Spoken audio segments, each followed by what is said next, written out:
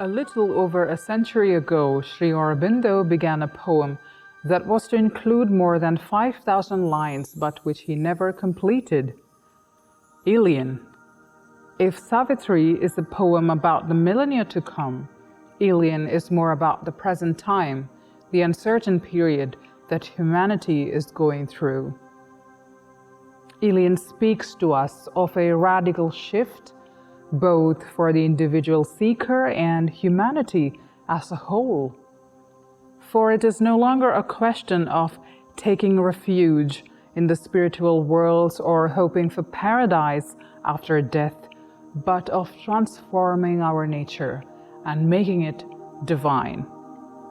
It is this transformation that Sri Aurobindo made possible. Do we join those who again and again try to improve society by means which only imprison us further? Or do we walk with those who want a different world and are willing to manifest that transformation? Indeed, we will have to go through this transition with all former supports removed. ILION is then an encouragement to take refuge in the divine alone. The gods have decided, and Sri Aurobindo has confirmed, that the city of ILION is to be burnt to the ground and its inhabitants slain. Sri Aurobindo, best remembered as a great yogi, thinker and revolutionary who fought for India's independence, was also a talented poet. His immense literary legacy includes two major poems, Savitri and ILION. The spiritual epic Savitri has been extensively studied. But ILION, almost ignored.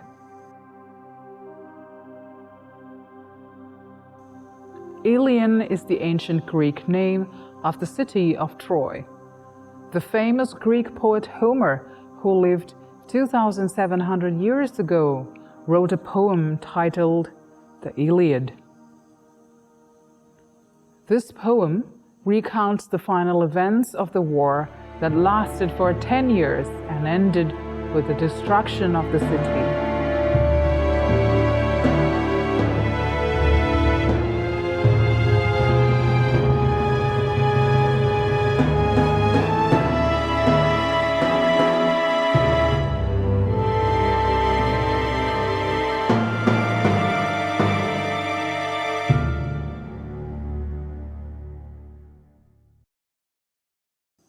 The events in Sri Aurobindo's poem take place on the last day of the war, just before the city is devastated.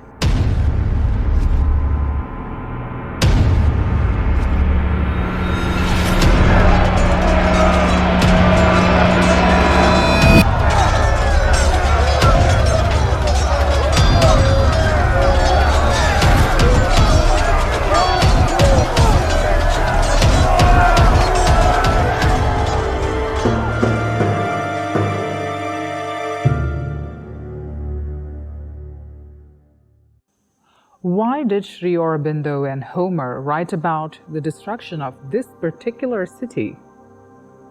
Could it be that these two outstanding poets had a similar vision of the Trojan War?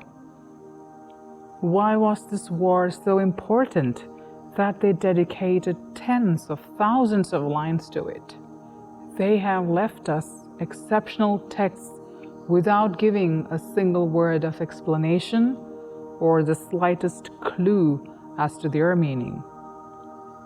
To this day, these texts remain a total mystery. Do these poems contain some hidden spiritual truths that should only be revealed to initiates? Or do they foretell, like the apocalypse of the Bible, the events so terrible that they are best ignored?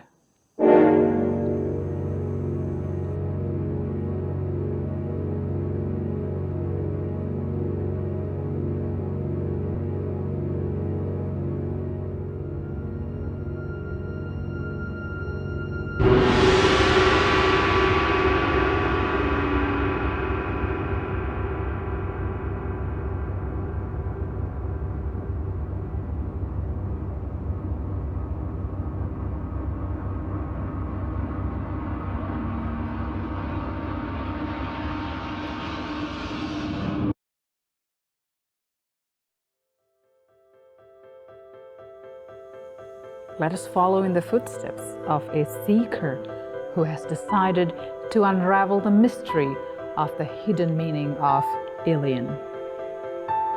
For that, we must first discover the hidden meaning of Greek mythology, and in particular, the Iliad.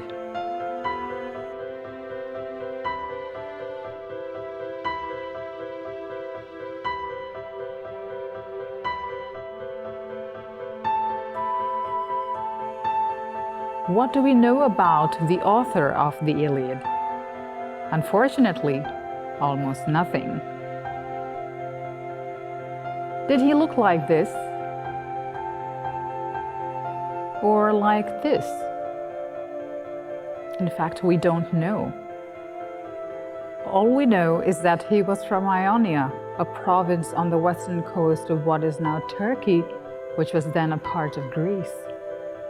He lived in the 8th century before Christ, roughly 300 years before the construction of the Parthenon in Athens. Where exactly Ilion was located, nobody knows, and that is not our point. For us, it is a symbolic location rather than geographical. The Trojan War brought face to face two great coalitions, the Achaeans and the Trojans. It was therefore an internal Greek conflict that we can understand as a symbol of a great inner spiritual struggle. The Iliad follows the events that take place in the 10th year of the siege of Troy. More precisely, it is about the anger of one of the leaders of the Achaean coalition, Achilles, and his refusal to fight the Trojans until the last moment. For more than 10 centuries, a number of poets, historians, and mythographers had been telling us about gods and heroes, nature spirits and monsters, wars and crimes, in total more than 3,000 characters who figure in hundreds of incredible stories.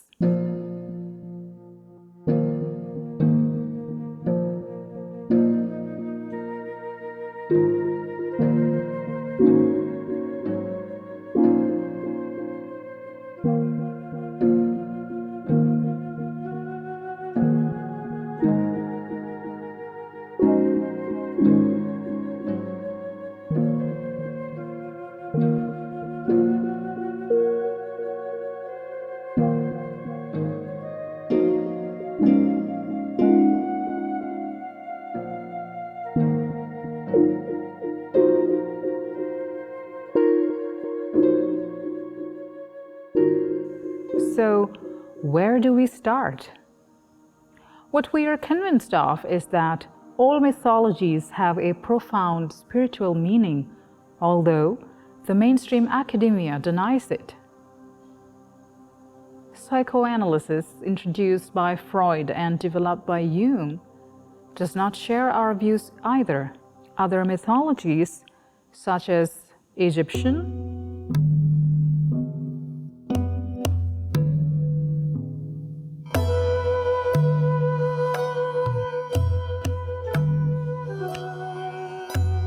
or Indian, also do not help us, since very little of them has been deciphered.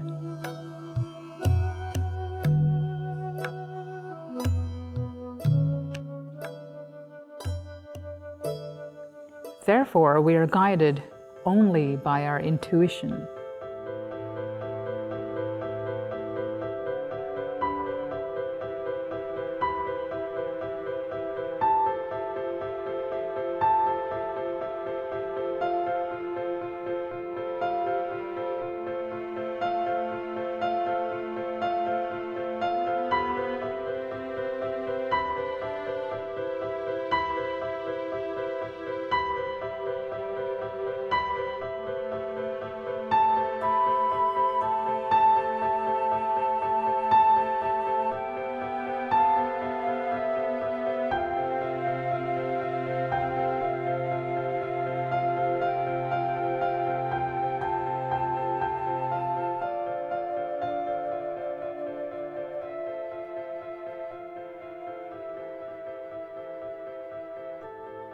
If the air represents the mind, the birds would symbolize thoughts. So Hercules killing the bird at the lake Stymphalus in his sixth labor would mean cessation of thoughts, the attainment of mental silence. Let us consider the three Cyclops. According to the Greek poet Hesiod, they were born from Gaia, the earth, at the beginning of creation.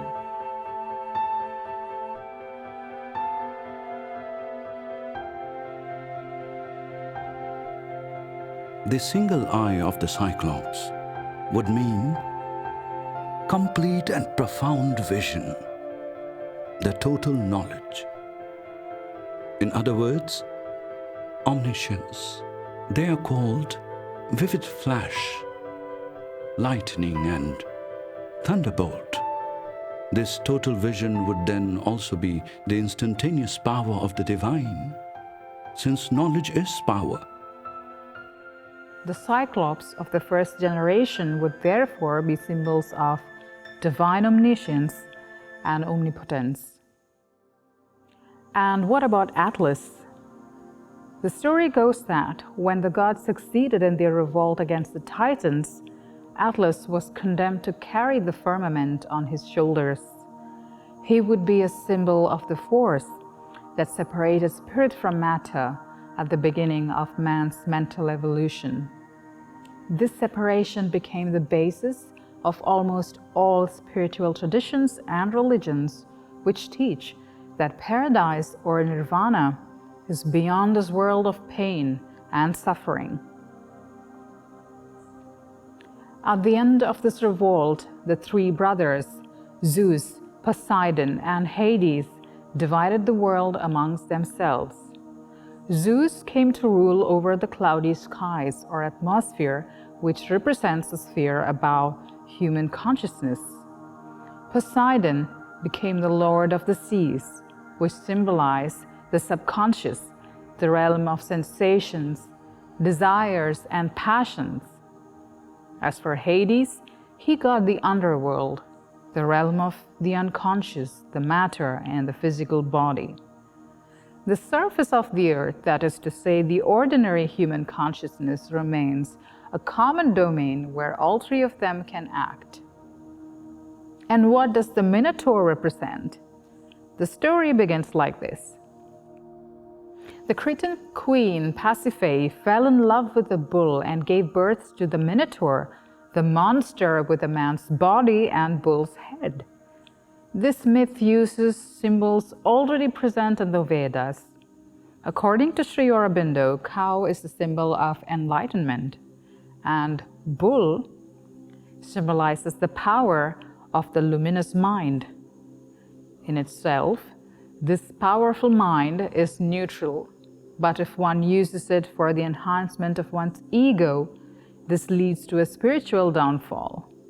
It gives rise to a monster, an egotistic mental intelligence, which is what the Minotaur signifies. From every quarter, we hear the voice of opposition so comfortable in its certainties. It comes from orthodox science as well as from close relations and tries to plant doubts in our research.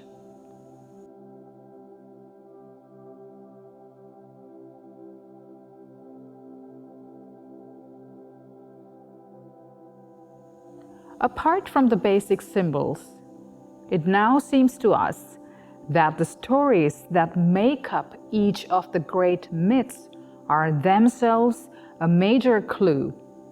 Let's go back to the story of the Minotaur. To confine him, a highly skilled craftsman built a labyrinth. Those who entered it could not get out and became the monster's prey. What could it mean?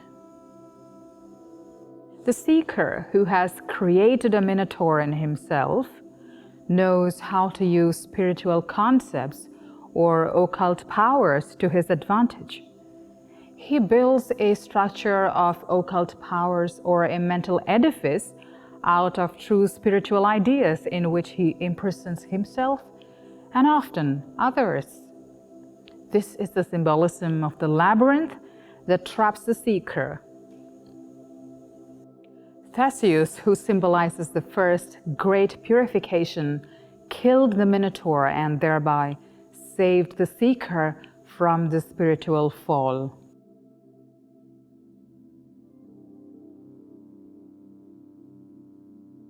On his way to kill the Minotaur, Theseus confronted several brigands. One of them placed short passers-by on a long bed and stretched them to the size of the bed. Similarly, he placed tall people in a small bed and cut off the body parts that were sticking out. Theseus killed the brigand in the same way.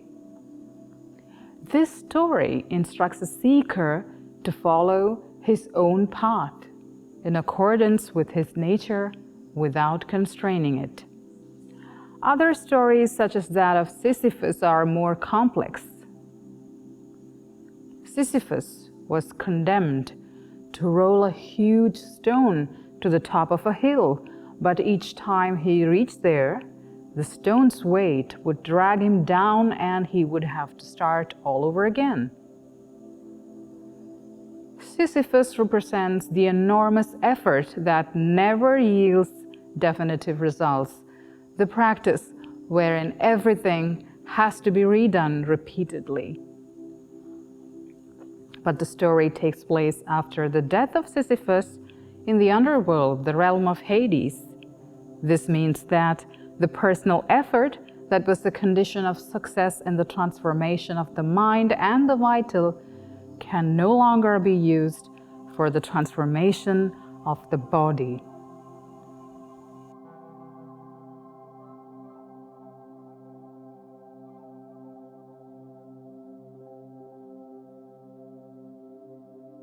Although by now we have got the general meaning of the myths, we still cannot grasp their full significance because we do not know the deeper meaning of the names of many heroes. Some of the names are quite clear, being composed of common Greek words, but why so many enigmatic names? Here we are faced with many unanswered questions. Why are hieroglyphs, the hieroglyphica, called the sacred engraved characters? How did the Greek alphabet evolve from the hieroglyphs? Why were there 3 centuries without a written record between the Phoenician and the Greek alphabets? Why did the Greeks need to add vowels? Why did they change the initial direction of writing from right to left in Phoenician to left to right in Greek? Why the 90 or 180-degree rotation of some letters? And finally, why did the Greeks modify some letters of the Phoenician alphabet, and why did they abandon some of them and introduce others? One by one, we find the meaning of each letter, and proper names begin to reveal their meaning. Let's take, for example, Athena. If theta is that which grows within and knew the principle of evolution, then Athena is the force that helps the growth of the inner being of man.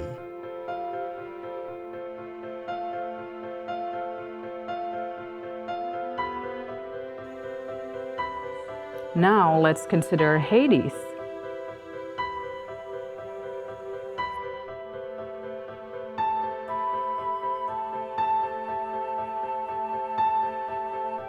Oh, his name is built around the iota-delta combination, and thus indicates the realization of a conscious unity.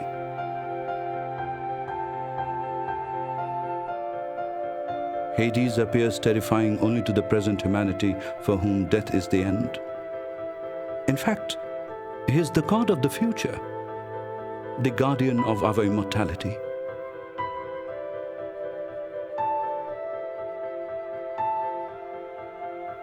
The one who will make possible the unification of matter and spirit. the unity in diversity.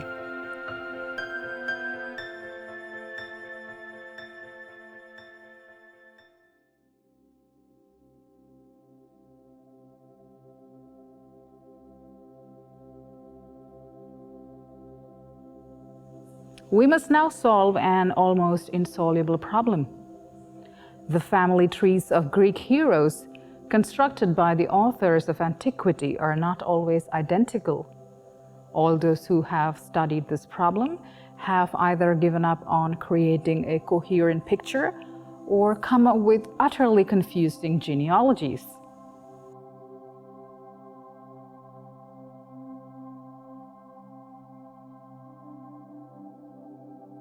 We have therefore focused on those poets or compilers who had the ancient sources at their disposal. Similarly, we have considered only those genealogies that were relevant in the context of spiritual path.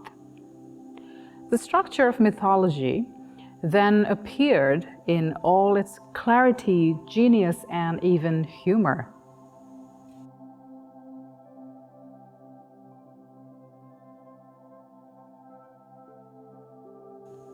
There is, however, one myth that we cannot understand using the above clues: the myth of Prometheus. After the war of the gods against the Titans, Zeus chained Prometheus to a high mountain. Zeus's eagle would come to devour Prometheus's liver during the day, but it would miraculously regenerate during the night.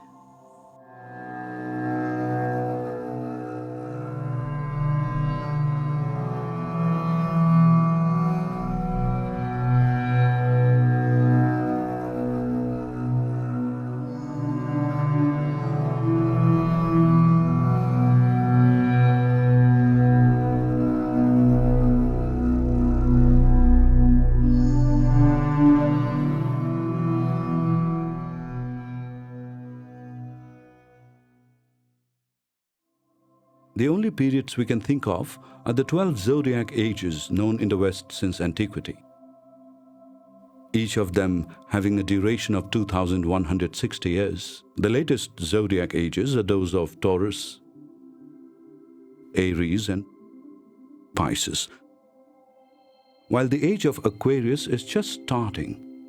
So each one of them should also be a cycle. After an extensive study, we discover that civilizations are born, develop, and die following a slow oscillating movement between two poles. In one phase of this movement, which we call humanism, man places himself at the center of the world. He thinks he can do without the divine and acts accordingly. It can be described as the age of reason. In the other phase, which historians call the Middle Ages or the Dark Ages, it is the sacred that is put above all. It may be called the age of faith. We can see that man does not think in the same way in the ages of faith and in those of reason, passing gradually from one to the other in an endless succession of cycles. Thought, art, architecture, everything is influenced by this cosmic ebb and flow. We are currently at the height of a humanist period that glorifies intellect and even rejects the sacred. This period is in fact indispensable to individuation. It seems to us, however, that what we commonly call the Dark or Middle Ages are rather the periods of true light, the light of the soul. Both periods are necessary for human evolution, as stated in the Vedas. Day and night have different forms, but are travelers to one perfect goal. They suckle alternately the divine child. However, these 2,160-year cycles cannot explain what is recorded in the most ancient texts, namely a gradual descent into darkness over the past 6,000 years. Biblical Genesis describes it as the fall from paradise. Sri Aurobindo tells us that Vedic hymns are perhaps the last testament of the ages of intuition. So there must be a longer cycle including the 12 above-mentioned cycles and lasting nearly 26,000 years. If we start from the point of equilibrium, humanity would have been descending into shadow for nearly 6,500 years, a period characterized by the loss of intuitive knowledge and the darkening of consciousness. It is as if the center of consciousness oscillates very slowly from one side of the brain to the other, with secondary oscillations corresponding to small cycles.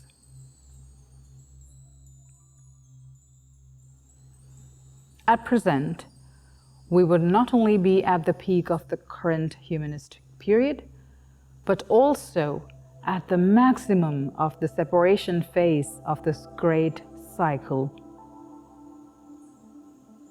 Sri Aurobindo confirms our supposition when he tells us that the Kali Yuga, or Iron Age, has come to an end.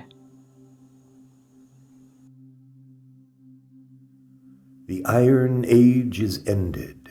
Only now the last fierce spasm of the dying past shall shake the nations. And when that has passed, earth, washed of ills, shall raise a fairer brow.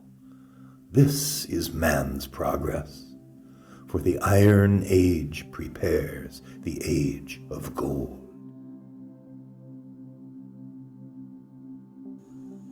Considering the movement of the cycles in the light of the symbol of the Tao, we can see that once the summit is passed, the immense inertia of the shadow persists. Other clues of lesser importance help us further. For example, the fact that the heroines of Greek myths represent the attainments or goals towards which the heroes strive. For as a certain French poet said, woman is the future of man. Or the caduceus of Hermes, a very complex symbol that has been known for over 4,000 years.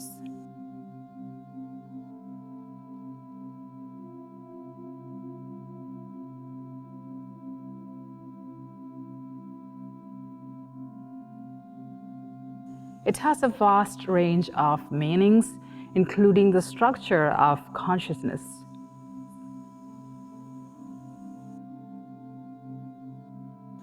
We are now able to decipher the entire mythology and match it with the progress of spiritual journey with all its difficulties and trials. We can relate our personal experiences to the adventures of Jason and the Argonauts in search of the Golden Fleece, the story that illustrates the development of sensibility. Then we can understand the idea of expansion of the mind encoded in the myth of Europa, and the spiritual fall reflected in the story of the Minotaur locked in the labyrinth. The fight against fear, symbolized by Perseus killing the Gorgon, is a very important victory that paves way to the labors of Hercules. In particular, the fight against the ego in the story of the Nemean lion, or the fight against desire, symbolized by the Lernaean hydra. But the deeper we go into decryption, the more we realize that the described path only concerns highly advanced spiritual seekers. The purification of the energy centers or chakras the great reversal recounted in the Trojan War, and finally, the realization of transparency to the divine forces in the epic of Odysseus. Let us consider the Trojan War in more detail. This war takes place after the Theban Wars, that is to say, after the purification of the chakras. The Trojan heroes and the heroines represent very advanced attainments in the field of mental silence, equality, spiritual and psychic transformation, inner peace and joy. These attainments of the ancient adventurers of consciousness gradually led them to separate spirit from matter, and therefore to the refusal to consider the possibility of making the body divine. Only the union with the divine in spirit was the goal beyond this world in nirvana or paradise. But somewhere in the depth of our being, there is a call for a new direction of evolution. This is what Helen, the most beautiful of all Greek women, represents. Since beauty is truth, Helen points to the true path of evolution.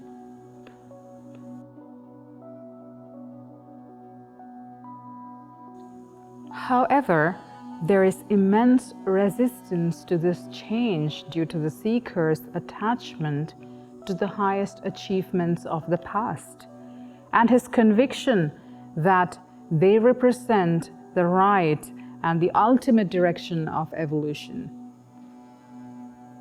This is reflected in the story of the abduction of Helen, the wife of Menelaus, by Paris Alexander, who belongs to the royal lineage of Troy. Agamemnon, the brother of Menelaus, then gathers around him a coalition of Achaeans, including Achilles, to free Helen. The war drags on, however, as Achilles refuses to engage in combat. Who is Achilles? The son of the goddess of the deep sea. He is the king of the Myrmidons, a word that literally means ants. He is therefore the symbol of that which will carry out the purification of the vital, so to speak, down to the bone in the minute movements of vital consciousness. After more than 9 years of war, Achilles finally agrees to fight and kills Hector, the main Trojan hero. Hector is the symbol of yoga turned exclusively to the heights of the spirit, and his death marks the end of it. This is where the Iliad ends, and this is where Ilion begins. Yugana, Yugana, Yogi, Yogi, Yogi.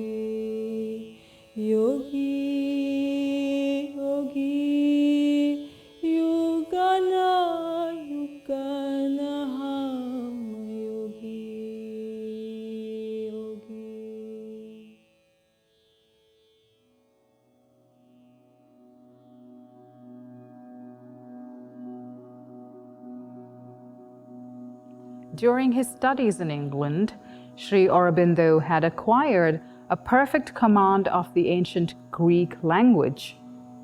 He could read the classics in the original and even compose poems in ancient Greek. Sri Aurobindo tells us that his intuition burst open while he was in prison in 1909, and it was then that he began writing ILION. So he did not need a lengthy research as we did to grasp the hidden meaning of the Greek mythology. He continued to work on ILION off and on, but could not devote the necessary time to it. On the first reading of ILION, it is clear that Sri Aurobindo is taking up the story where Homer left off. He certainly wanted to replace the lost epics that followed the Iliad. He did it for the benefit of the adventurers of consciousness in order to highlight the enormous resistance to the advent of a new direction of evolution. ILION mainly describes the last phase of this inner conflict. This epic is not about battles, but internal deliberations that take place on the last day of the war. Achilles makes a final offer of peace to the Trojans if they agree to return Helen along with substantial wealth. After consideration by the main Trojan leaders, who symbolize higher intelligence, psychic light, and equanimity, the offer is rejected because, Sri Aurobindo tells us, the voice of intuition is muted by fate. Both sides then prepare for the final battle. A closer reading of the text convinces us that Sri Aurobindo did not write for a handful of advanced yogis, but for the whole of humanity, since what he was dedicated to was the evolution of entire mankind. We can say that at present we are at one of those crucial moments of evolution, which he called the hour of God, the moment which is both an opportunity and a warning. For the hour is often terrible, a fire and a whirlwind and a tempest, a treading of the winepress of the wrath of God.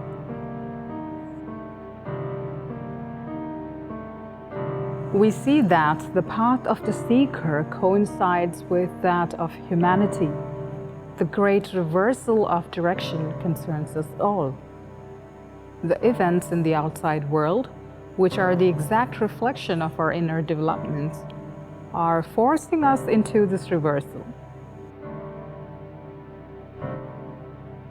Indeed, no one can ignore the fact that we are now heading towards a predictable catastrophe. We can see that, just as the seeker clings to his achievements, humanity desperately clings to reason with its proliferation of laws and controls and its illusion of indefinite material progress as a solution to its problems.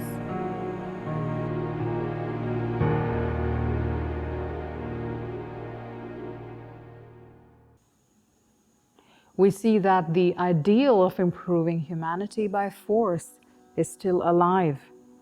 As Sri Aurobindo wrote in 1916, "The old gods are not dead.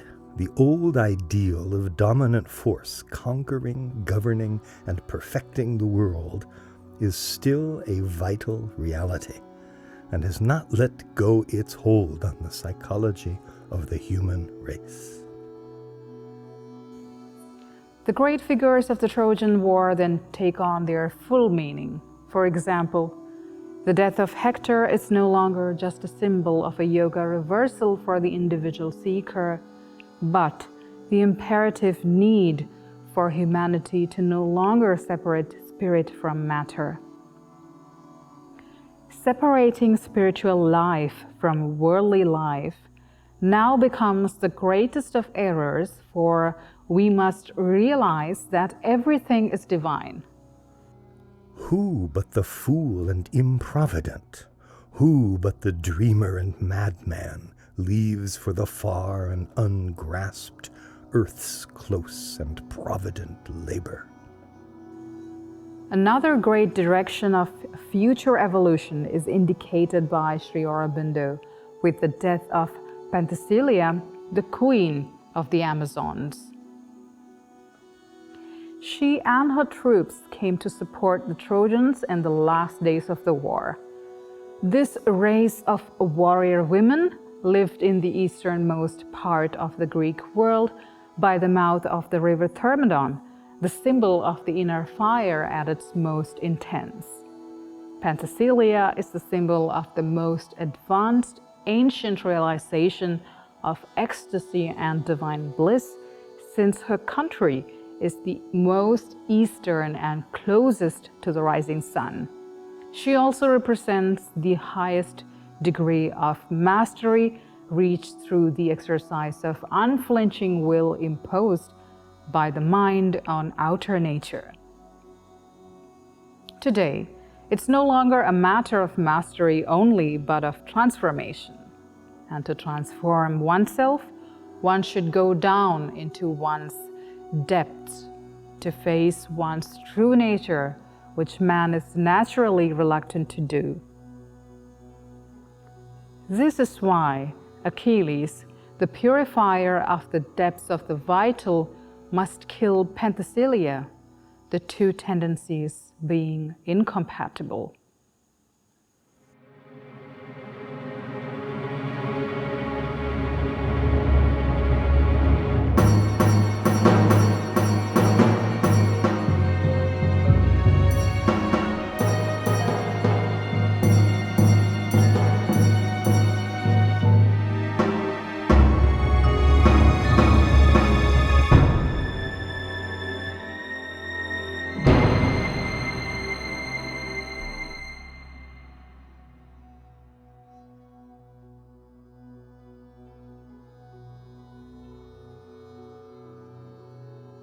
If Sri Aurobindo promises us a new dawn, he also says that we must first expect the darkening of the shadow.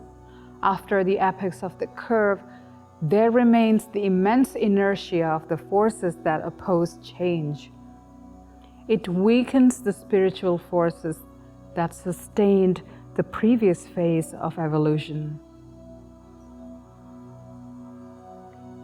Zeus proclaims, "Twilight thickens over man, and he moves to his winter of darkness." And while Aphrodite, the goddess of love, complains, "Now shall my waning greatness perish and pass out of nature," Zeus confirms to her, "Now in the darkness coming, all beauty must wane or be tarnished. Joy shall fade, and mighty love grow fickle and fretful." Apollo, the god of psychic light, sees himself surrounded by night. Zeus, I know that I fade. Already the night is around me. Dusk she extends her reign and obscures my lightnings with error. Therefore my prophets misled men's hearts to the ruin appointed. Only Poseidon rejoices because Earth shall be seized as a booth for the trader. this night may at some point culminate in a series of disasters, for such is the law of evolution and cycles. The god of love is also the destroyer. So when the eye supreme perceives that we rise up too swiftly, back we are hurled to our roots. We recover our sap from the savage. And the law of evolution dictates that the less developed must always prevail over the more developed until they are at the same level, for nothing must be left behind for the realization of divine perfection on earth. This is inevitable, since these less developed and refined parts of our being cannot be kept under the yoke indefinitely. Rome, nor Greece, nor France can drive back Carthage forever. Carthage, the sworn enemy of Rome, is the symbol of the barbarians, those less evolved parts of ourselves and the world. Neither organized strength, nor the light of beauty, nor the acuteness of intelligence will be able to keep them at bay forever. Sri Aurobindo confirms this in the following aphorism. Europe boasts of its practical and scientific organization and efficiency. I am waiting for its organization to be perfect. Then a child will destroy it.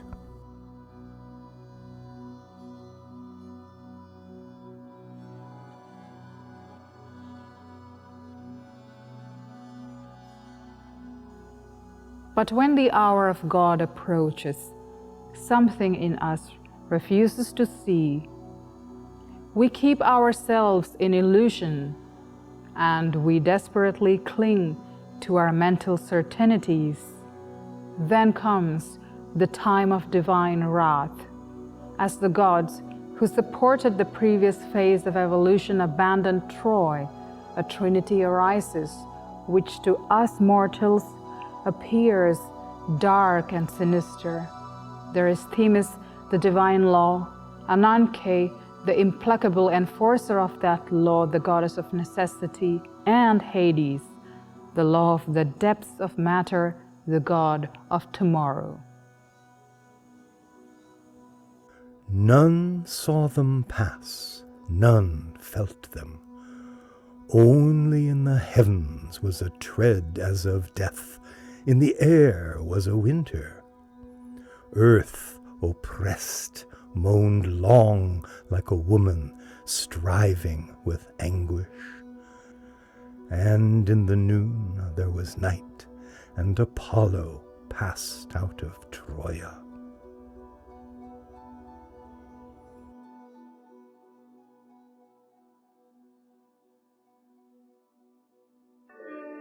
Then countries continue. The choice is imperative. Truth or the abyss. Sri Aurobindo made us a promise through Zeus. So shall it last till the fallen ages return to their greatness. For if the twilight be helped not, night o'er the world cannot darken. Night forbidden, how shall a greater dawn be effected? Nor shall the might of the thinker be quelled by that iron oppression, nor shall the soul of the warrior despair in the darkness triumphant.